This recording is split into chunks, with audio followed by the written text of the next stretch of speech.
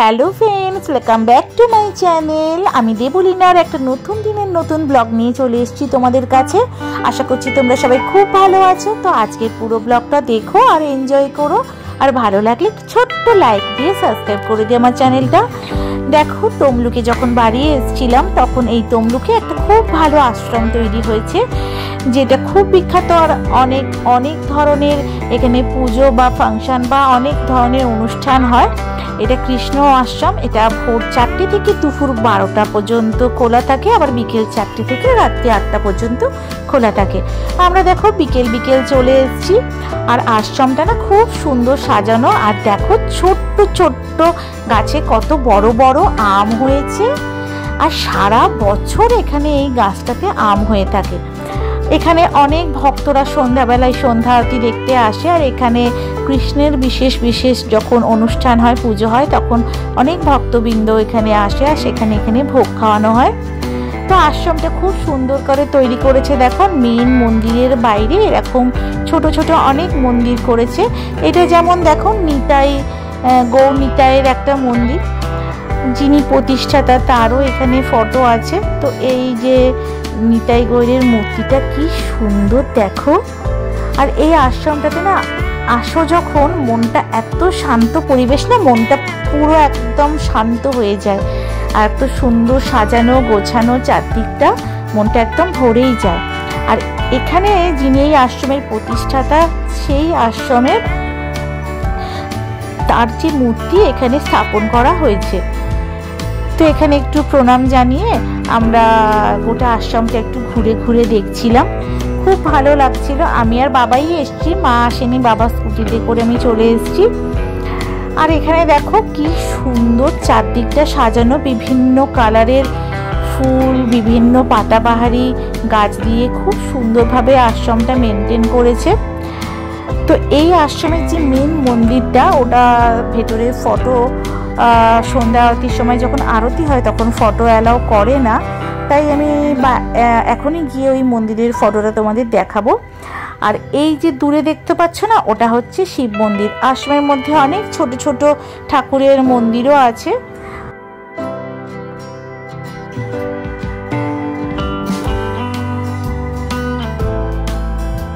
একটা হাতি তৈরি করেছে। এবার এটাই হচ্ছে মেন মন্দির। এখানে নাড়ু গোপাল আর কৃষ্ণ ভগবান আছে।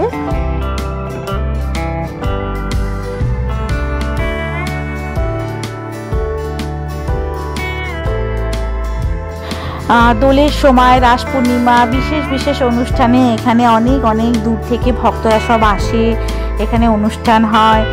তারপরে তোমার এখানে ভোগ খাওয়ার ব্যবস্থাও আছে। আর তুমি যদি এখানে এমনি রোজ ভোগ খেতে চাও, সকালবেলাতে ফোন করে দিলে সেখানে ভোগের কুপন কেটে নেয় 70 টাকা করে, আর এখানে এসে তখন তুমি ভোগ খেতে পারবে। আশ্রমের ভেতরে না ফটো একদমই অ্যালাউ ছিল না, তাই জন্য ওখানে গিয়ে তুলতে পারলাম না। আর এখানে দেখো কত সুন্দর একটা বৃন্দাবনের মতন সাজিয়েছে, ছোট্ট মতন একটা নদীর মতন করেছে, ওখানে নৌকা ভাসছে ছোট্ট। এখানে বাদরের কিছু মূর্তি করেছে, যেন বাদররা খেলা করছে, যেন একটা উপবন টাইপের ফিলিংস আনার জন্য এটা তৈরি করেছে। এটাও খুব ভালো লাগলো।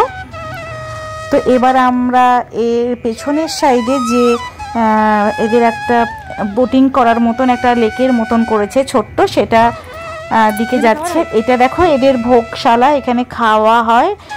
টেবিল চেয়ারেরও ব্যবস্থা আছে, যারা নিচে বসে খেতে পায় না তাদের জন্য এখানে টেবিল চেয়ারও আছে। আর অসংখ্য ভক্তরা যারা আসে তারা এখানে নিচে বসে খাওয়ার ব্যবস্থাও আছে।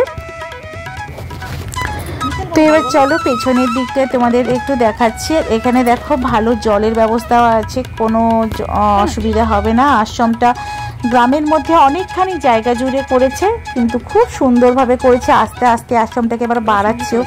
বাড়ির কাছে একটা এরকম সুন্দর শান্তশিষ্ট আশ্রম থাকলে খুবই ভালো লাগে। মাঝে মাঝে এসে একটু মনটাকে শান্ত করা যায়। এখানে দেখো ছোট্ট একটা লেকের মতন করেছে, এখানে বোটিং করা হয়। তো বেশি নয়, 20 টাকা করে 3 বার ঘোরাচ্ছে বোটিং করার জন্য এই লেকটাতে। তো আজকে একটু বিকেল হয়ে গেছিলো বলে আমরা করলাম না, তো চারদিকটা একবার ঘুরে দেখাচ্ছি তোমাদের। দেখো চারদিকটাও খুব সুন্দর করে সুন্দর ফুল দিয়ে চারদিকটা সাজিয়েছে। কত মনোরম শান্ত পরিবেশ, এত ভালো লাগছিল না যে কি বলবো।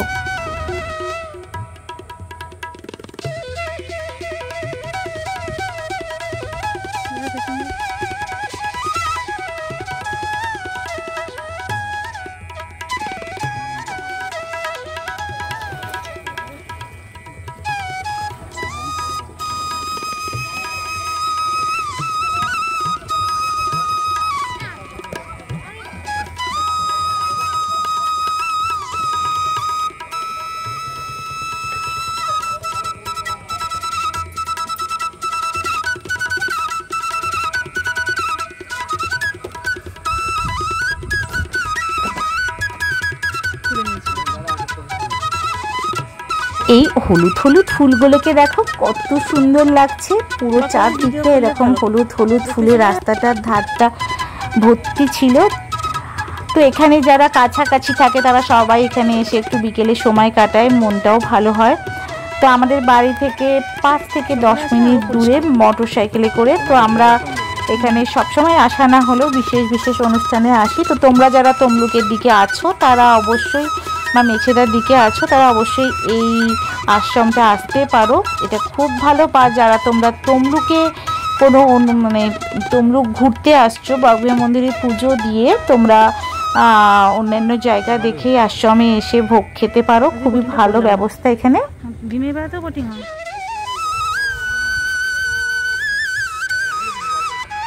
তো এবার আমরা বাড়ি ফিরে আসছি, কারণ অন্ধকার হয়ে যাচ্ছে। আর এই গাছটা দেখো পুরো সাদা সাদা ফুলে একদম ভরে গেছে। তো সন্ধ্যা অবধি শুরু হতে হতে 7টা হয়ে যাবে। তো আমরা অতক্ষণ থাকবো না, আমরা চলে যাব। তার আগে এই যে সামনের অংশটা তোমাদের দেখাচ্ছি, দেখো ওই দেখো বাবা দাঁড়িয়ে আছে, ওটা হচ্ছে শিব মন্দির। তো শিব মন্দিরটাও খুব সুন্দর। আর তার পাশে এখানে দেখো কত রঙের জবা হয়েছে একসঙ্গে, দেখতে খুব ভালো লাগছে। হ্যাঁ রেখে দাও, রেখে দাও।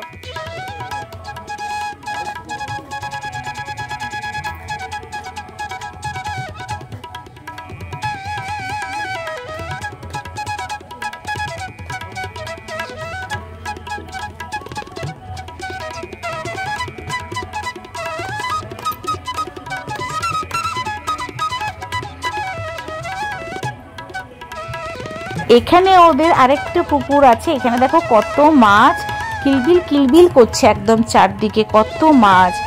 তো এই পুকুরটা থেকেই ওরা হয়তো মাছ ধরে। আর ওই যে লেকটা তোমাকে বললাম ওটা পরে করেছে। তো পুরো এই যে মন্দিরটা, আর এই যে বেরানোর সময় গেটের কাছে দেখবে একটা গোবর্ধনধারী পাহাড় যেরকম সেরকম তৈরি করা আছে। এটাও গিরি গোবর্ধন নাম, এখানে সবাই প্রণাম করছে।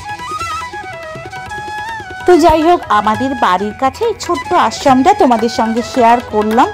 জানি না তোমাদের কেমন লাগবে। যদি ভালো লাগে একটা ছোট্ট লাইক করে দিও আর সাবস্ক্রাইব করে দিও আমার চ্যানেলটা। নেক্সট ভিডিওগুলো দেখার জন্য বেল বাটনে ক্লিক করে দিও। খুব ভালো থেকো, তোমরা সাবধানে থেকো। আবার নেক্সট ব্লগে দেখা হবে তোমাদের সঙ্গে।